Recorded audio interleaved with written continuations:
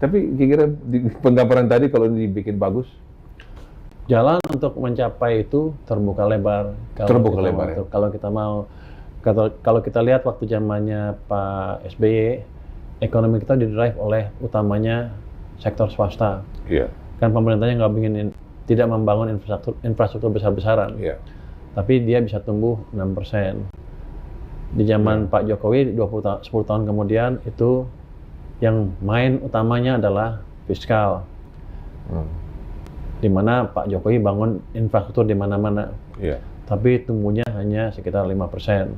Karena sektor private-nya nggak tumbuh. betul. Terlihat dari pertumbuhan kredit di zamannya SBY itu 20% lebih. 20% ya. Nah, ya, 17 lah, dekat-dekat 20 kalau dibulatkan. Di zamannya Pak Jokowi hanya sekitar 7% selama 10 Iya. tahun itu. Jadi swastanya nggak main. Jadi selama 20 tahun terakhir ini, mesin ekonomi kita selalu pincang. 10 tahun pertama masyarakat, private sector, 10 tahun kedua hanya fiskal, yang private-nya nggak optimal. Iya. Kalau ke depan bisa diaktifkan dua-duanya, tumbuh 6-7% itu gampang. Belum program-program yang tadi yang Iya. jalan tuh. Harusnya sih tahun ini 5,5-6% bisa. Kalau tadi yang tadi diperbaiki, dua-duanya jalan ya, fiskal moneter sama private sector ya. Tahun depan 6,5%, 7 bisa kalau tadi jalan. Sejalan. 6-7% tahun depan bisa. Ya? Bisa kalau tadi jalan dua mesinnya dijalankan ya. Tahun depannya lagi bisa 8 kalau mereka mau jalankan, tambah perbaikan investasi, terus tambah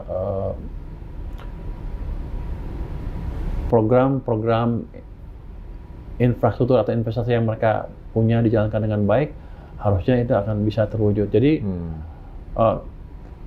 ruang untuk tumbuh terbuka. Tapi selama ini kita selalu salah kebijakan, mesinnya selalu dimatiin, yang ini satu mesin, jadi selalu timpang mesinnya. Jadi jangan menganggap tumbuh 8% itu hal yang mustahil. Bisa kalau kita mau.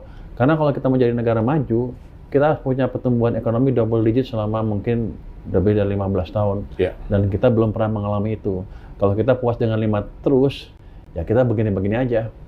Lama-lama kalah sama negara Vietnam. Dan udah mulai kalah. Vietnam tumbuh 7% sekarang. Iya.